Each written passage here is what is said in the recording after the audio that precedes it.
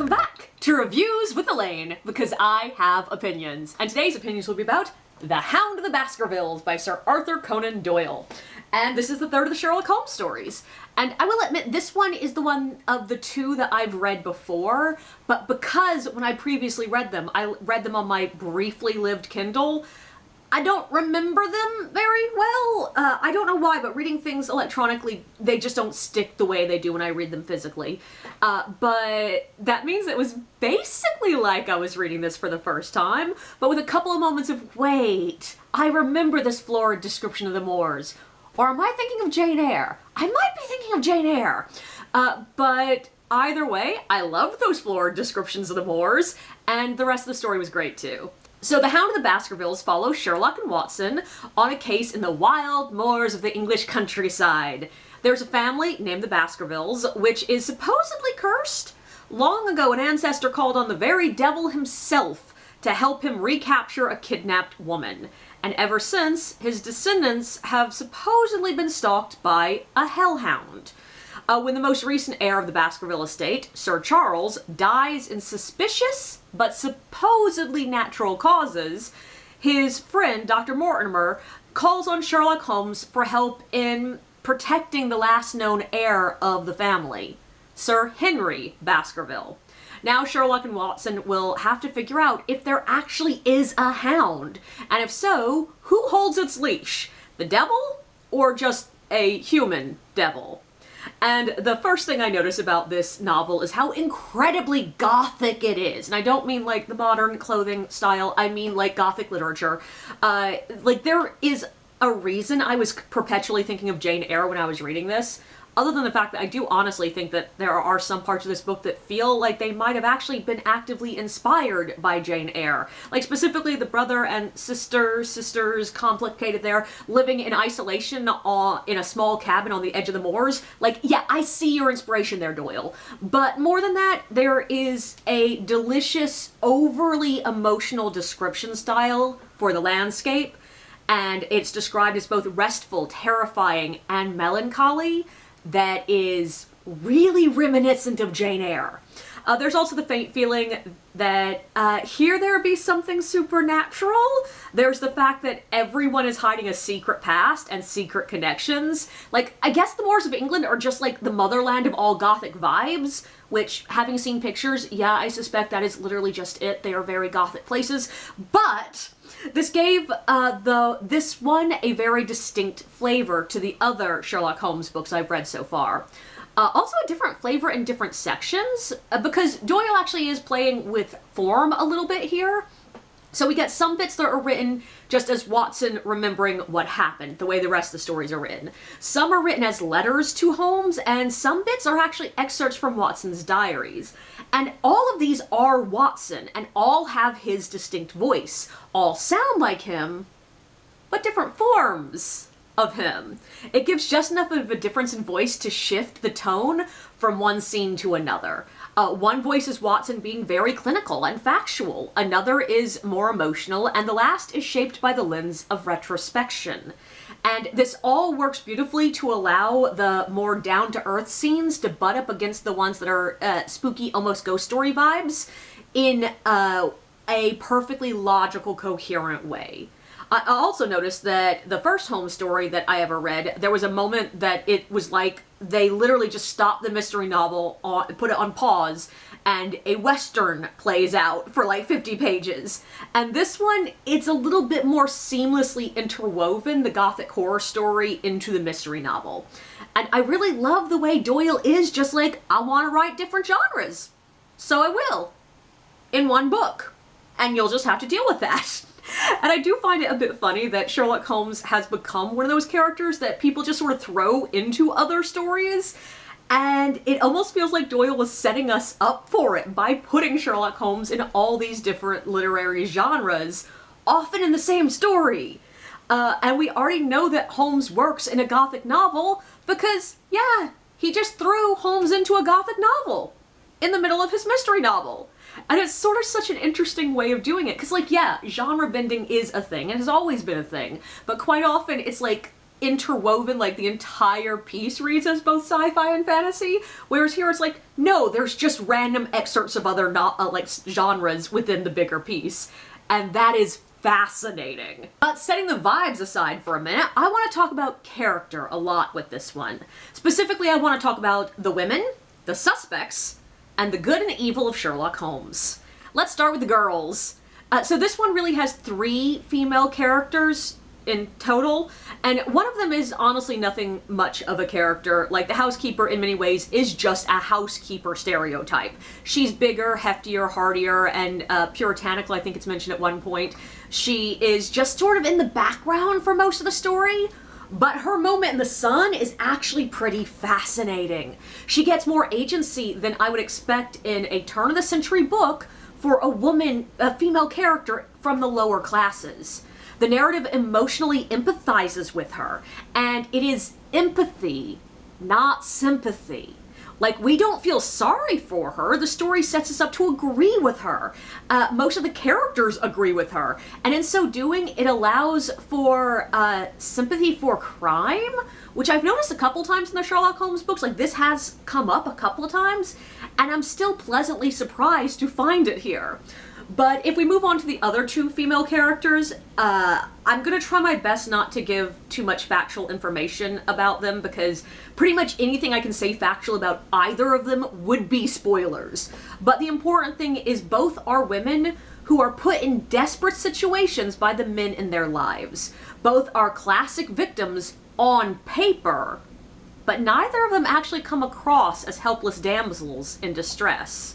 Both of them push back against what the men in their lives want them to do. Both manage to stymie the bad guy in their own personal ways. Both challenge what's happening to them. And I cannot get over the fact that in the end, it's a male character that ends up being sort of damseled. He is helpless in the face of danger. He is the one that, you know, can just basically fall down and faint while everybody else saves him. He has such a shock to his nerves that it will take up to a year to recover. And meanwhile, one of the women characters dealt with abuse, fear, and being at the mercy of someone who meant no good for God only knows how long, and she is ready to get up and help Holmes and the others almost immediately. The other female character has piss poor taste in men, God bless her, but I was happily surprised that the book did not blame her for it. The characters make it clear that the men taking advantage of her are the ones at fault. And the story gives her the chance to be part of the ruination of at least one of the men who fucked her over. The story seems unusually aware of the way society takes power away from these women, but that they are not actually weak, and how these women use the power they have to do whatever they can. None of the women in this book are major characters, but they are some of the most empathy-inspiring characters in the entire story. And they are all surprisingly strong characters. And I will say, I was just impressed by this. Because, yeah, I do know there is a major female character in Sherlock Holmes books that is a strong female character, but I didn't expect to see this many in a story where they are very not at the center of things. But I also want to talk about the portrayal of Sherlock in this book. As I've been slowly reading through the Sherlock Holmes stories, I have been fascinated with the way that Doyle goes out of his way to show us that Sherlock is honestly a bit of a dick. Like, especially in the first few pages of each of these stories, Sherlock does something that you're just like, okay, you are a bit of an asshole. And sure enough, this one too. We start with Sherlock goading Watson into making his own suppositions on a walking stick. Then he praises Watson, setting Watson up to feel like, oh, he's proud of his intelligence. Only to turn around and basically say, how wrong you are helps solidify my correct suppositions. Which is just an asshole move. Then, when Dr. Mortimer shows up, Holmes seems briefly threatened by this learned man's knowledge, and so he immediately starts showing off how much more learned he is. But this book actually takes it further than showing Sherlock as just callous and petty. There are several bits of this book that almost feel like they're setting Sherlock Holmes up to be a possible villain. There's a moment when he laughs wildly at the thought of making a man helpless, and speaks of adding him to their collection. And yeah, he's talking about the bad guy, but that's some supervillain speak right there.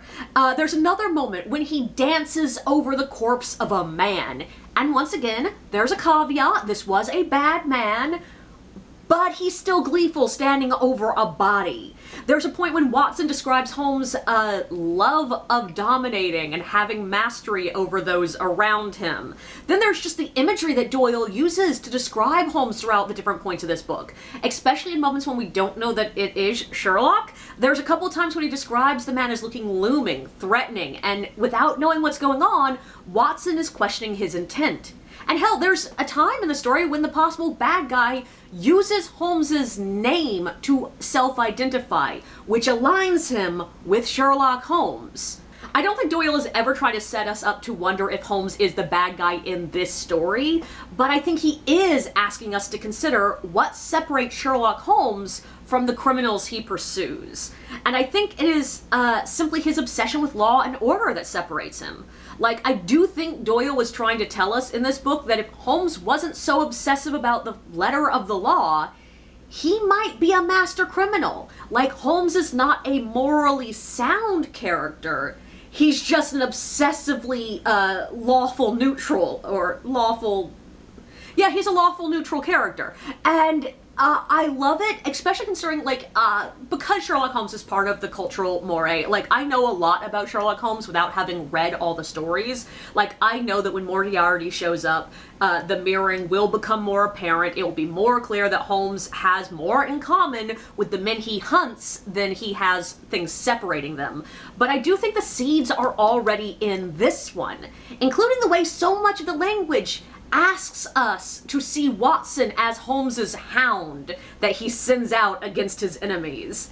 And it's all just really cool. There's even what I think might be a passing reference to the book Crime and Punishment in here, which is fucking telling, considering that book is, at least from what I understand, entirely about what separates law-abiding citizens from criminals. And I don't think I'm reading too much into it. I think this is on purpose. And it's all really fun, and I could totally write like an entire essay on it, but I ain't gonna, because I already have a lit degree and I don't need another one. But instead, I want to talk about the suspects next. I've mentioned in one of my reviews of the previous Holmes books that I found it surprising how little the story was set up for the reader to try to figure out who done it as they read. At least half of the clues were discovered off-page, are not revealed until the case is already solved, and so you don't really have a possibility of guessing who actually did anything. Hell, one of them, I don't think we even know who we've never met the suspect basically until the end. In general, I've yet to read a Sherlock Holmes story that gave me the information to figure out the mystery before Sherlock reveals it. And the same is somewhat true here. Sherlock does discover a lot of the facts off-page, but unlike the others I've read, Sherlock actually reveals the information we need to understand what's going on comparatively early on, and Watson is figuring out a good bit on his own. So while it's not the simple, let the reader be the detective kind of mystery, you can eliminate many of the suspects on your own before Sherlock turns up to tell you exactly what's happening when you're reading this one.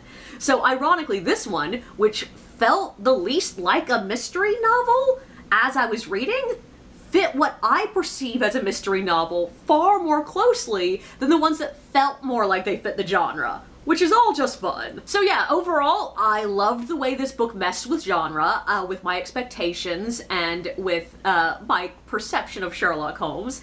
And ironically, I was talking to another friend before I picked this one up about the fact that this one messed with her expectations in a completely different way. And I think that's really what makes these fun classics. The fact that there is so much to dig into them, that there is so much cultural expectations about what you're going to find in a Sherlock Holmes book. And yeah, some of it's there. A lot more than I actually expected. Like, some of the things that I thought had been added to Sherlock Holmes in the fanon, like not actually canon, like it was not original. No, it turns out it is original. But it's also just, it makes it a surprising classic to read. Like, my very first thought when I read Sir Arthur Conan Doyle for the very first time was, wow, this reads surprisingly modern. And this one in particular has some absolutely glorious place descriptions. It's got all those great Gothic literature vibes, and some surprisingly strong female characters. Overall, it made it a fun classic to read, and one that, yeah, I'd recommend to others. And a lot less racism in this one than The Sign of the Four. There is still some there, just a lot less. It's fine.